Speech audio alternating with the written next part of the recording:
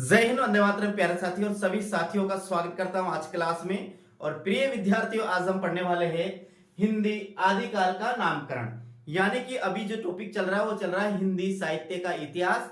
हिंदी साहित्य के इतिहास की अभी तक साथियों 3 क्लासें हो चुकी है। इसके पहले जो क्लास अपन ने पढ़ा था हिंदी यानी आदिकाल का नामकरण और आदिकाल की समय सीमा के बारे में पढ़ा था। आदिकाल का है एक तो समय सीमा, आदिकाल का पहला कवि और आदिकाल का पहला कवि, हिंदी की पहली रचना क्या थी साथियों, इसके बारे में अपन अध्ययन किया था। और आज हम पढ़ेंगे आदिकाल का नामकरण। अब देखिए, हिंदी साहित्य के इतिहास को आपको पता है कि 4 भागों में बांटा गया है: आदिकाल, भक्तिकाल, रीतिकाल और आधुनिक काल। अब यहाँ आदिकाल के नामकरण के बारे में पढ़ेंगे कि आदिकाल को तो हिंदी के पहले जो काल है उसको आदिकाल कहा जाता है। लेकिन साथियों और भी अनेक साहित्य इतिहासकार हुए, उन्होंने किन किन नामों का प्रयोग किया है वही हम आज देखते हैं। देखिए, पहला यहां से देखते शुरू करते अपन तो अपने यहाँ आता है आदिकाल का नामकरण। आदिकाल में सर्वाधिक विवाद नाम को लेकर है। आलोचकों ने इस युग के लिए विभिन्न नामों का प्रयोग किया है। जैसे कौन कौन से नामों का प्रयोग किया है, यानी आदिकाल यदि हिंदी साहित्य का सर्वाधिक विवादास्पद काल माना जाता है। सर्वाधिक यदि किसी काल के संबंध में विद्वानों में मतभेद पाया जाता है तो वो आदिकाल के विषय में पाया जाता है। आदिकाल की साथियों क्या क्या है? आदिकाल के नामकरण के संबंध में भी विवाद है। आदिकाल की समय सीमा के संबंध में भी विवाद है। आदिकाल का साहित्य के संबंध में भी लोग साहित्यकारों में क्या है साथियों, विवाद। यानी जो सर्वाधिक विवादास्पद काल माना जाता है वो आदिकाल ही माना जाता है। इसके साहित्य की प्रमाणिकता को लेकर भी विद्वानों में मतभेद पाया जाता है। कुछ अप्रमाणिक मानते हैं, कुछ प्रमाणिक मानते हैं, कुछ अर्ध प्रमाणिक मानते हैं। कुछ किताबें अभी, कुछ पुस्तकें हैं, कुछ साहित्य वो अभी तक उपलब्ध नहीं है। ऐसे लेकर जो सर्वाधिक विवाद माना जाता है वो आदिकाल के संबंध में माना जाता है। यहां पर आदिकाल का नामकरण। आदिकाल में सर्वाधिक विवाद नाम को लेकर है। आलोचकों ने इस युग के लिए विभिन्न नामों का प्रयोग किया। अब कौन से आलोचक ने किस नाम का प्रयोग किया है वो अपन को यहाँ पर ध्यान से देखना है। पहला आता है साथियों अपना चारण काल। तो चारण काल किसने कहा साथियों, ध्यान रखना। चारण काल जो नाम दिया जॉर्ज गिरियर्सन ने दिया। किसने दिया? ध्यान रखना साथियों, चारण काल नाम जो दिया वो किसने दिया? जॉर्ज गिरियर्सन ने चारण काल नाम दिया। यहां पर एक और आता है साथियों संधि चारण काल। क्या आता है? ध्यान रखना, संधि चारण काल एक नाम और मिलता है साथियों। एक नाम तो मिलता है इसे चारण काल जो जॉर्ज गिरियर्सन ने दिया, एक नाम और मिलता है साथियों संधि चारण काल।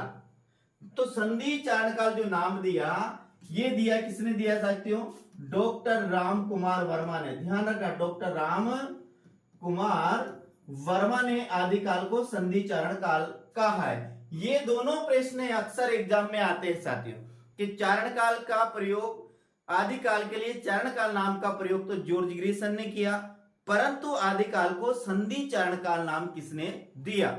तो ध्यान रखना है साथियों, संधि चारण काल जो नाम दिया वो किसने किया? किसने दिया? डॉक्टर राम कुमार वर्मा ने दिया।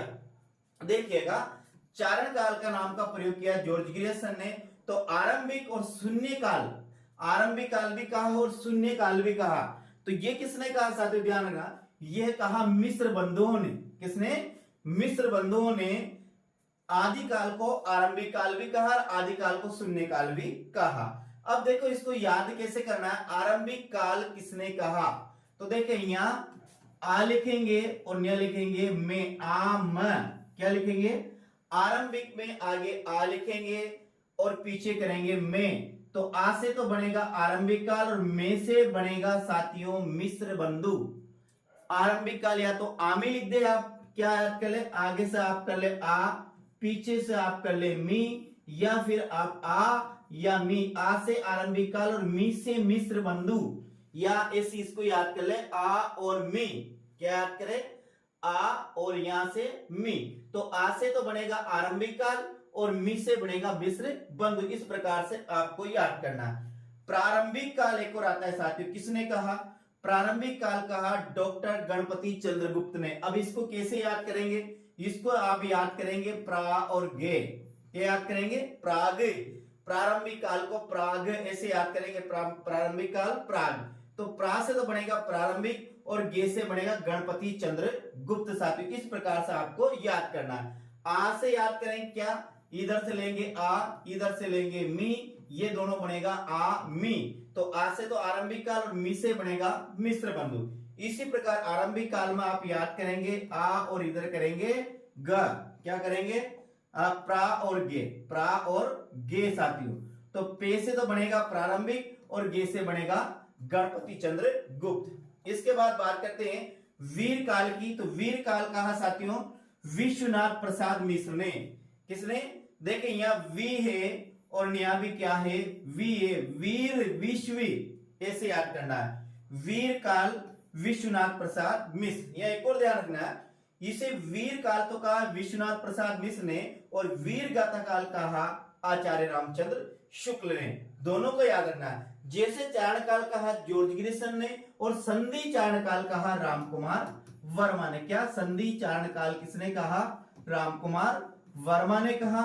उसी प्रकार वीर काल कहा विश्वनाथ प्रसाद मिश्र ने, तो वीर गाथा काल कहा आचार्य रामचंद्र शुक्ल ने साथियों। आगे बात करते, आगे पास अपना आता है संधि चारण काल, डॉक्टर रामकुमार वर्मा ने। आदिकाल को संधि चारण काल नाम किसने किया दिया, डॉक्टर रामकुमार वर्मा ने दिया। तो साथियों संधि चारण काल तो केवल कहा जॉर्ज ग्रिसन ने और संधि चारण काल कहा साथियों डॉक्टर रामकुमार वर्मा ने, ऐसे आपको याद रखना। सिद्ध सामंत काल कहा राहुल सांस्कृत्यायन ने। देखिए सिद्ध सामंत काल तो अपन जो पढ़ेंगे आदिकाल को फिर पुनः 4 भागों में बांटा गया है, धार्मिक साहित्य, लौकिक साहित्य, गद्य साहित्य। धार्मिक साहित्य, लौकिक साहित्य और गद्य साहित्य। कैसे साथियों, और एक है धार्मिक साहित्य रा और गे, इसको लिखेंगे लोधा रा और गे, लोधा। जिससे साथियों आप देखिएगा मैंने, मेरा पूरा नाम है बजरंग लाल लोधा। तो मैंने आदिकाल के जो साहित्य उसको कैसे याद करेगा, लोधा अन्य रा और गे। कैसे देखिए आप, लो दा रा और ये गे। लो से बनेगा लौकिक साहित्य, दा से बनेगा धार्मिक साहित्य, रा से बनेगा रासो साहित्य और गे से बनेगा गद्य साहित्य। ऐसे आदिकाल के जो साहित्य है उसको 4 भागों में बांटा गया है। अब जो धार्मिक साहित्य साथियों, धार्मिक साहित्य को पुनः 3 भागों में बांटा गया है। क्या, एक आता है साथियों सिद्ध साहित्य, एक आता है नाथ साहित्य, एक आता है साथियों जैन साहित्य। इस प्रकार से इसको लौकिक साहित्य को, धार्मिक साहित्य को 3 भागों में बांटा गया है। तो जो सिद्ध साहित्य है, तो सिद्ध साहित्य को प्रकाश में लाने का श्रेय दिया जाता है तो वो राहुल सांस्कृत्यायन को दिया जाता है। किसे, सिद्ध साहित्य को प्रकाश में लाने का श्रेय दिया जाता है तो राहुल सांस्कृत्यायन को दिया जाता है। राहुल सांस्कृत्यायन को साथियों सहजान का प्रवर्तक भी माना जाता है। राहुल सांस्कृत्यायन जो है साथियों उसे सिद्ध साहित्य का प्रवर्तक माना जाता है।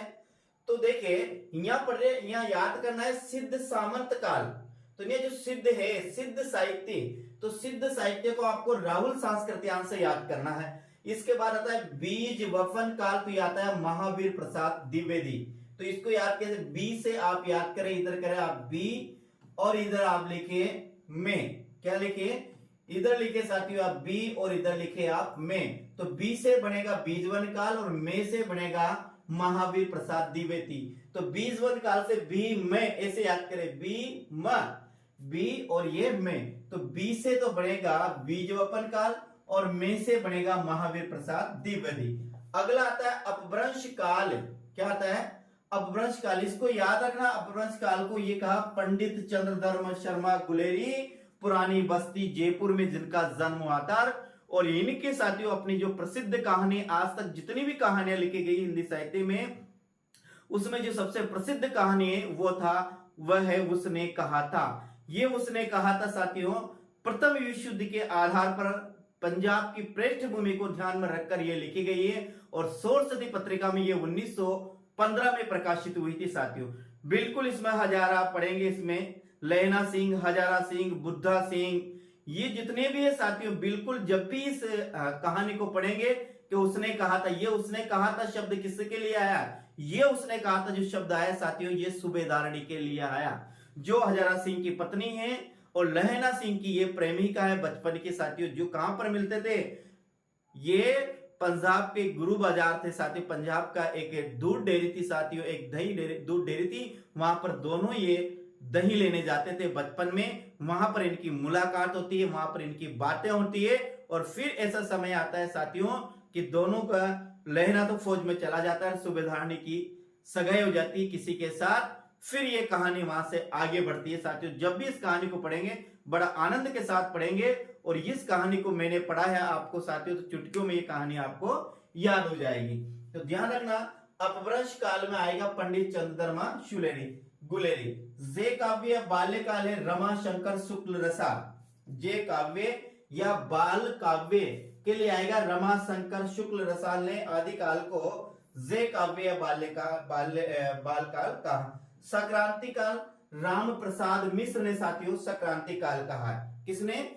राम प्रसाद मिश्र ने इसको कहा साथियों संक्रांति काल कहा। इसके बाद एक और आता है साथियों संक्रमण काल। तो संक्रमण काल जो नाम दिया है, ये संक्रमण काल दिया है साथियों किसने?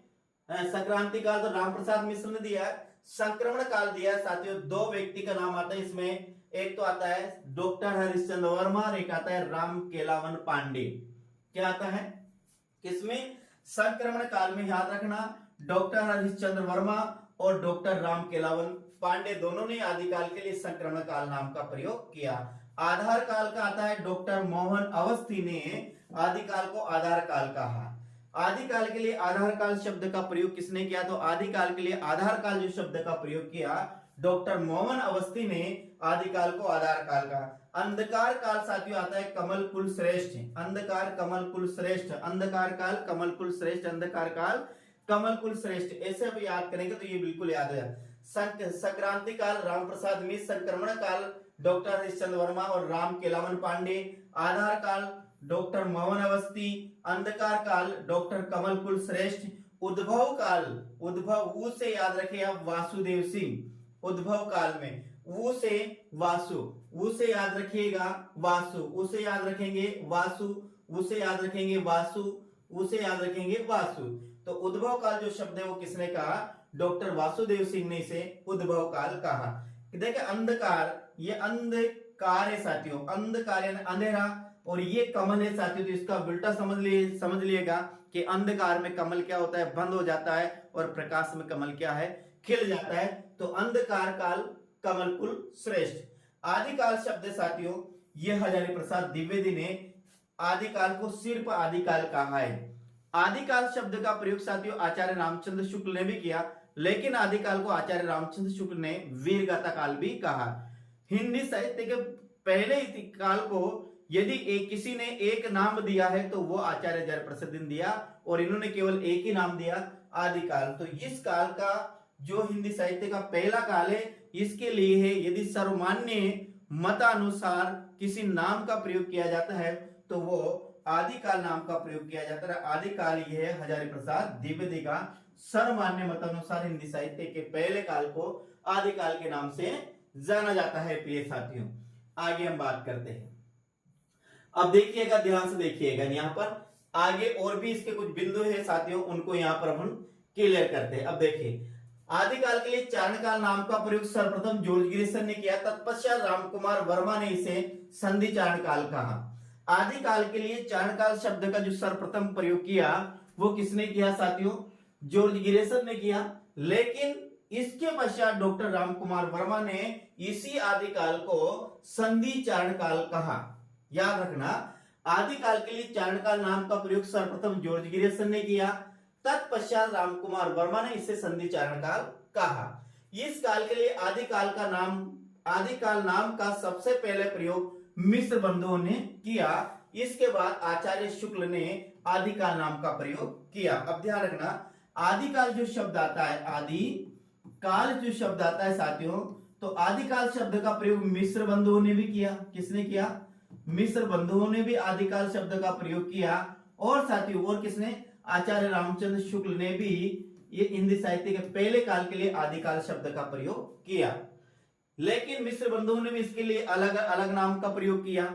मिश्र बंधुओं ने इसके क्या आरंभिक काल भी कहा, क्या कहा? आरंभिक काल भी कहा, और आचार्य शुक्ल ने इसे वीर गाथा काल भी कहा, यानी कि दोनों साहित्य आलोचकों द्वारा आदिकाल के लिए दोहरे नामकरण की पद्धति का प्रयोग किया है साथियों। ध्यान रखना, यदि प्रश्न आता है कि आदिकाल नाम का सर्वप्रथम प्रयोग किसके द्वारा किया गया, तो आदिकाल नाम का सर्वप्रथम प्रयोग किया गया साथियों मिश्र बंधुओं ने। इसके पश्चात आचार्य शुक्ल ने भी इसे आदिकाल नाम का प्रयोग किया साथियों। आगे, किंतु इन दोनों विद्वानों ने इसके लिए वैकल्पिक नामों का प्रयोग भी किया। आरंभिक काल मिश्र बंधुओं ने कहा, तो वीर गाथा काल आचार्य रामचंद्र शुक्ल ने कहा। देखिए, आदिकाल मिश्र बंधुओं ने भी कहा, आदिकाल आचार्य शुक्ल ने भी कहा, आदिकाल हजारी प्रसाद द्विवेदी ने भी कहा, लेकिन इन दोनों के द्वारा इसके लिए वैकल्पिक या दोहरा नामकरण किया, इन्होंने भी किया, आचार्य शुक्ल ने किया, लेकिन हजारी प्रसाद द्विवेदी ने इसे केवल साथियों आदिकाल नाम ही दिया। ये बात क्लियर होती है। किंतु इन दोनों विद्वानों ने इसके लिए वैकल्पिक नामों का प्रयोग किया। आरंभिक काल मिश्र बंधुओं ने तथा वीर गाथा काल आचार्य शुक्ल ने किया। हजारी प्रसाद द्विवेदी ने इसे केवल आदिकाल कहा। ध्यान रखना, क्या हजारी प्रसाद द्विवेदी ने इसे केवल आदिकाल कहा। क्या कहा? आदिकाल। हजारी प्रसाद द्विवेदी ने इसे केवल आदिकाल नाम का प्रयोग किया। किसके लिए? आदिकाल के लिए। बाकी आचार्य रामचंद्र शुक्ल ने भी आदिकाल नाम का प्रयोग किया और मिश्र बंधुओं ने भी आदिकाल नाम का प्रयोग किया, लेकिन मिश्र बंधुओं ने इसे आरंभिक काल भी कहा और आचार्य शुक्ल ने इसे वीरगाथा काल भी कहा, लेकिन हजारी प्रसाद द्विवेदी ने केवल साथियों इसे आदिकाल कहा है। आगे हम बात करते हैं, देखिएगा, हजारी प्रसाद द्विवेदी द्वारा किए गए आदिकाल नाम का सर्वप्रथम डॉक्टर नगेंद्र ने किया। हजारी प्रसाद द्विवेदी ने इसे केवल क्या कहा? आदिकाल कहा, और इसका जो सर्वप्रथम समर्थन किया वो किसने किया? डॉक्टर नगेंद्र ने आदिकाल नाम का सर्वप्रथम समर्थन किया हजारी प्रसाद द्विवेदी द्वारा। हजारी प्रसाद द्विवेदी ने कहा हिंदी साहित्य के पहले कालखंड को, पहले युग को आदिकाल नाम ही कहना उचित होगा। इसका जो सर्वप्रथम समर्थन किया वो किसने किया? डॉक्टर नगेंद्र ने किया। हजारी प्रसाद द्विवेदी का स्थान आचार्य रामचंद्र शुक्ल के बाद आता है। हिंदी साहित्य के इतिहास में यदि सबसे प्रमुख स्थान माना जाए हिंदी साहित्य के इतिहास लिखने में, तो साथियों आचार्य रामचंद्र शुक्ल का आता है। और यदि आचार्य रामचंद्र शुक्ल के बाद किसी दूसरे आलोचक का नाम लेते हैं, दूसरे साहित्य इतिहासकार का नाम आता है, तो आता है हजारी प्रसाद द्विवेदी का। यानी कि हिंदी साहित्य इतिहास में पहला स्थान आता है आचार्य रामचंद्र शुक्ल का और दूसरा स्थान आता है हजारी प्रसाद द्विवेदी का। साथियों, रामनरेश त्रिपाठी कृत कविता कौमुदी में भारतेंदु युग पूर्व के 89 कवियों का जीवन वर्णित है। अब ये रामनरेश त्रिपाठी है साथियों, रामनरेश त्रिपाठी ने एक ग्रंथ लिखा जिसका नाम है कविता कौमुदी। क्या है? कविता कौमुदी, ये इसका नाम है। इसके लिए इसमें क्या है? भारतेंदु युग पूर्व के 89 कवियों का जीवन वर्णित है। भारतेंदु युग चलता है साथियों 1867 से लेकर 1900 तक। साथियों, भारतेंदु पूर्व युग नाम से जाना जाता है साथियों। क्या? भारतेंदु युग पूर्व से, ये तो भारतेंदु युग है साथियों, इसके पहले भारतेंदु युग के नाम से जाना जाता है साथियों। आगे बात करते हैं, हजारी प्रसाद आचार्य शुक्ल ने इनके पूर्व प्रकाशित, देखिए अब नया क्या आता है साथियों, देखिएगा, आचार्य शुक्ल ने इनके पूर्व प्रकाशित कौन कौन से? Shiv Singh Saroj, the modern vernacular literature of Hindustan, Mishra Bandhu Vinod को कवि व्रत संग्रह माना है नेकी साहित्य। अब ध्यान रखना, आचार्य रामचंद्र शुक्ल के पूर्व भी साहित्य इतिहास ग्रंथ लिखा गया। पहला साहित्य इतिहास ग्रंथ लिखा गया वो गारसादे तासी द्वारा लिखा गया। इस्तवार द लिटरेचर हिंदुस्तानी नाम से लिखा गया, फ्रेंच भाषा में लिखा गया। हिंदी साहित्य का पहला इतिहास लिखा गया विदेशी भाषा में लिखा गया, न कि हिंदी में लिखा गया। और हिंदी साहित्य में जो पहला हिंदी भाषा का इतिहास लिखा गया, हिंदी भाषा का हिंदी में लिखा गया पहला इतिहास ग्रंथ की बात करते हैं साथियों साहित्य इतिहास की, वो शिव सिंह सेंगर ने लिखा, शिव सिंह सरोज। तो यहां पर बात कर रहे हैं आचार्य रामचंद्र शुक्ल ने। इसके पहले जो और भी ग्रंथ आचार्य रामचंद्र शुक्ल ने जैसे हिंदी साहित्य का इतिहास लिखा, इसके पहले साथियों और भी कई ग्रंथ लिखे गए थे। उनको कौन कौन से? उनके पूर्व लिखे गए शिव सिंह सरोज लिखा गया, the modern vernacular literature of Hindustan George Grierson ने लिखा, मिश्र बंधु विनोद मिश्र बंधुओं ने लिखा। लेकिन आचार्य रामचंद्र शुक्ल इनको क्या माना है? कवि व्रत संग्रह माना है, केवल कवियों का संग्रह माना है, किसमें कवियों को स्थान दिया गया है, ने की साहित्य माना है साथियों। आचार्य शुक्ल ने मिश्र बंधु विनोद के अतिरिक्त, अब देखिए आचार्य रामचंद्र शुक्ल ने जो हिंदी साहित्य का इतिहास लिखा उसमें जो सर्वाधिक साथियों किसी की सहायता ली है तो मिश्र बंधुओं के मिश्र बंधु विनोद से ली है। किससे? मिश्र बंधुओं ने जो मिश्र बंधु विनोद लिखा उससे सर्वाधिक इन्होंने सामग्री ग्रहण किए। इसके अलावा आचार्य रामचंद्र शुक्ल ने और कौन से ग्रंथों से सामग्री ग्रहण की है, तो देखिए वो नाम आता है साथियों अपने, कौन से नाम आते हैं, कहां से इन्होंने सामग्री ग्रहण किए। पहला तो आता है अपने मिश्र बंधु विनोद, क्या आता है, यहां से भी आचार्य रामचंद्र शुक्ल ने सामग्री ग्रहण की है मिश्र बंधु विनोद से। इसके बाद आती है नागरी प्रचारणी सभा की खोज रिपोर्ट आती है साथियों, जिसमें ये 16 खंडों में हिंदी साहित्य इतिहास को बांटा गया है, यानी इसके 16 खंड है किसमें, नागरी प्रचारणी सभा। तो यहां से भी आचार्य रामचंद्र शुक्ल ने सामग्री ग्रहण की है। बाबू श्याम सुंदर कृत साथियों हिंदी कोविद रत्नमाला से भी आचार्य रामचंद्र शुक्ल ने सामग्री ग्रहण की है। रामनरेश त्रिपाठी कृत कविता कौमुदी से भी सामग्री ग्रहण की है, और वियोगी हरिकृत ब्रज माधुरी सार से भी सामग्री ग्रहण की है। यानी आचार्य रामचंद्र शुक्ल ने अपना जो हिंदी साहित्य का इतिहास लिखा उसमें इतने ग्रंथों का सहारा लिए, कौन सा, मिश्र बंधु विनोद का, जो सर्वाधिक सहारा लिया वह मिश्र बंधु विनोद का लिया, सर्वाधिक साथियों, क्या सर्वाधिक जो सहारा लिया वो मिश्र बंधु विनोद से लिया। इसके बाद साथियों ने नागरी प्रचारणी सभा की खोज रिपोर्ट से भी अपने सामग्री ग्रहण की है, यानी वहां से भी इन्होंने अपने साहित्य इतिहास में रचनाएं लिए, कवियों को लिया है। बाबू श्याम सुंदर दास कृत हिंदी कोविद रत्नमाला से भी इन्होंने सामग्री ग्रहण की है। रामदास त्रिपाठी की कविता कौमुदी से भी सामग्री ग्रहण की है, और वियोगी हरिकृत ब्रज माधुरी सार से भी इन्होंने सामग्री ग्रहण की। कहने का मतलब इन्होंने 1, 2, 3, 4 और 5 ग्रंथों से अपना इन ग्रंथों की सहारा लेकर हिंदी साहित्य का इतिहास लिखा आचार्य रामचंद्र शुक्ल ने। एग्जाम में प्रश्न आ सकता है कि आचार्य रामचंद्र शुक्ल ने किन से सहायता ली है अपना हिंदी साहित्य का इतिहास लिखने में, तो आपको ध्यान रखना है, एक तो मिश्र बंधु विनोद से लिए, एक नागरी प्रचारणी सभा की खोज रिपोर्ट से लिए, एक बाबू श्याम सुंदर दास कृत हिंदी कोविद रत्नमाला से लिए, रामदास त्रिपाठी कृत कविता कौमुदी से ली है, वियोगी हरिकृत ब्रज माधुरी सार से भी सामग्री ग्रहण की है। आचार्य शुक्ल ने आदिकाल को वीरगाथा काल कहा है, और वीर काल किसने कहा साथियों, वियोगी हरि ने, यानी विश्वनाथ प्रसाद मिश्र ने आदिकाल के लिए वीर काल शब्द का प्रयोग किया। आदिकाल को विश्वनाथ प्रसाद मिश्र ने क्या कहा, वीर काल कहा। क्या कहा, वीर काल। तो वीर गाथा काल किसने कहा, वीर गाथा काल कहा आचार्य रामचंद्र शुक्ल ने आदिकाल को वीर गाथा काल कहा साथियों। आगे हम बात करते हैं आगे, देखिए वीर गाथा काल के लिए आचार्य रामचंद्र शुक्ल ने 12 कृतियों को आधार माना है, यानी आचार्य रामचंद्र शुक्ल ने आदिकाल को वीर गाथा काल कहा। तो वीर गाथा काल क्यों कहा, किन कृतियों के आधार पर वीर गाथा काल कहा, तो इन्होंने 12 कृतियों को आधार मानते हुए साथियों आदिकाल को वीर गाथा काल नाम की संज्ञा दी है। हाँ, इन 12 कृतियों में से 4 कृतियां तो साथियों अपभ्रंश भाषा की है और 8 कृतियां साथियों देशी भाषा की है, ये ध्यान रखना। यदि प्रश्न आ सकता है कि आचार्य रामचंद्र शुक्ल ने आदिकाल को वीरगाथा काल कहा, वो कितनी कृतियों के आधार पर कहा, तो पहला आंसर क्या होगा, 12 कृतियों के आधार पर आचार्य रामचंद्र शुक्ल ने आदिकाल को वीरगाथा काल कहा। अब 12 कृतियों में से 4 जो कृतियां साथियों ये तो क्या है, अपभ्रंश भाषा की कृतियां हैं, और 8 जो कृतियां हैं ये किसकी है, ये देसी भाषा की कृतियां है साथियों। कुल 12 ग्रंथ है। अब कुल 12 ग्रंथों में 4 ग्रंथ तो किसके, अपभ्रंश भाषा के हैं, 8 ग्रंथ देशी भाषा के हैं। अब यहां हम बात करेंगे साथियों को ये 4 ग्रंथ कौन कौन से जो अपभ्रंश भाषा में लिखे गए, और 8 ग्रंथ कौन कौन से साथियों जो देशी भाषा में लिखे गए हैं।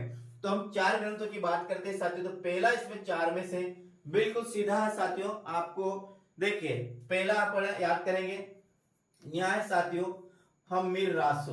क्या है, हम्मीर रासो, ये साथियों अपभ्रंश भाषा में लिखा गया है। इसके बाद दूसरा आता है साथियों विजय पाल रासो। कौन सा आता है, विजय पाल विजयपाल रासो आता है, ये भी अपभ्रंश भाषा में लिखा गया। इसके बाद तीसरी आती है साथियों कीर्ति लता, कीर्ति लता, ये भी अपभ्रंश भाषा में। और दूसरा आता है साथियों कीर्ति पताका। क्या है? कीर्ति पताका। ये जो 4 ग्रंथ है ये तो है अपभ्रंश भाषा के। और बाकी जो 8 ग्रंथ है साथियों, 4 तो ये हो गए, यहाँ 5 वाले थे तो एक आता है पृथ्वीराज रासो। कौन आता है? पृथ्वीराज रासो, जो किसने लिखा है? चंद्रप्रदायी ने लिखा। इसके बाद आता है साथियों बीसल देव रासो। कौन सा आता है? बीसल देव रासो, जो नरपति नाले ने लिखा है। इसके बाद बात करते हैं पृथ्वीराज रासो, बीसल देव रासो। और इसके बाद आता है साथियों खुमान रासो। क्या आता है? खुमान रासो, जो दलपति विजय ने लिखा है। दलपति विजय ने लिखा है। तो 5 6 ये होती है साथियों 7। 8 की अपन बात करते हैं तो 8वां यहाँ पर अपना आता है। कौन सा लेते हैं? अपन ले सकते हैं जयचंद्र प्रकाश, जयचंद्र प्रकाश ले सकते हैं। और इस 9वां की बात करते साथियों तो ये आती है जय मयंक जस चंद्रिका, जय मयंक जस चंद्रिका, जस चंद्रिका साथियों। ये दोनों भट्ट एक तो आती है जय चंद्र प्रकाश और एक आती है जय मयंक जस चंद्रिका, ये होती है 9। एक और आती है 10 साथियों, आती है विद्यापति पदावली, विद्यापति पदावली आती है साथियों। तो ये 11। एक आती है साथियों अमीर खुसरो की पहेलियां, अमीर खुसरो की पहेलियां। और एक क्या आती है? अमीर खुसरो की पहेलियां। और एक और साथियों जो 12वां आता है वो आता है परमार रासो। क्या आता है? परमार रासो। इस प्रकार से देखते हैं सबसे 12 कृतियों को आधार बनाकर साथियों आचार्य रामचंद्र शुक्ल ने आदिकाल के लिए वीरगाथा काल नाम का प्रयोग किया है। इन 12 कृतियों में जो 4 कृतियां हैं साथियों, ये तो किसकी है? ये तो है अपभ्रंश भाषा। कौन सी? हम्मीर रासो, विजयपाल रासो, कीर्तिलता और कीर्ति पताका। यहाँ पर पृथ्वीराज रासो, बीसलदेव, पृथ्वीराज रासो, परमार रासो, बीसलदेव रासो, खुमान रासो, जय चंद्र प्रकाश, जय महेंद्र जस चंद्रिका, विद्यापति पदावली, अमीर खुसरो की पहेलियां साथियों। ये जो 8 कृतियां ये देशी भाषा में लिखी गई। इन 8 कृतियों को ध्यान में रखते हुए आचार्य रामचंद्र शुक्ल ने आदिकाल के लिए साथियों वीरगाथा काल नाम का प्रयोग किया है साथियों। कल अपन पढ़ेंगे साथियों इसी क्लास को आगे बढ़ाते हुए। अब पढ़ेंगे अपन यहाँ पर साथियों, पहला पढ़ेंगे अपन आदिकाल का विभाजन। तो आदिकाल का विभाजन 4 भागों में किया गया है। किस भागों में? पहला आता है साथियों अपना धार्मिक साहित्य। क्या आता है? धार्मिक साहित्य आता है। दूसरा आता है लौकिक साहित्य। क्या आता है साथियों? लौकिक साहित्य, साहित्य। फिर आता है साथियों रासो साहित्य। क्या आता है? रासो साहित्य। और इसके बाद देते हैं साथियों तो अपना चौथा नंबर पर आता है वो आता है गद्य साहित्य। क्या आता है? गद्य साहित्य आता है। इस प्रकार से ये धार्मिक साहित्य को, यानी कि पहला जो साहित्य है साथियों आदिकाल का जो साहित्य उसको 4 भागों में बांटा गया है। धार्मिक साहित्य, लौकिक साहित्य, रासो साहित्य और गद्य साहित्य। फिर साथियों धार्मिक साहित्य को 3 भागों में बांटा गया है। एक है साथियों सिद्ध साहित्य। क्या आता है? सिद्ध साहित्य। एक आता है साथियों नाथ साहित्य और एक आता है साथियों जैन साहित्य। इस प्रकार से फिर धार्मिक साहित्य को 3 भागों में बांटा गया है। तो कल अपन पढ़ेंगे साथियों अगली क्लास में धार्मिक साहित्य। धार्मिक साहित्य में नाथ साहित्य पढ़ेंगे, सिद्ध साहित्य पढ़ेंगे, नाथ साहित्य पढ़ेंगे और जैन साहित्य भी पढ़ेंगे साथियों। इस प्रकार से कल जो क्लास होगी वो धार्मिक साहित्य के विषय में अपनी क्लास होगी। कैसा लगा साथियों आज की क्लास? कमेंट के माध्यम से जरूर पता कर जाइएगा। और क्लास में पहली बार है तो चैनल को आपने जरूर सब्सक्राइब कर लिया होगा, और नहीं किया तो जाते जाते चैनल को जरूर सब्सक्राइब करिएगा साथियों। तो जय हिंद, वंदे मातरम साथियों। मिलते हैं कल अगले क्लास में। राम राम साथियों।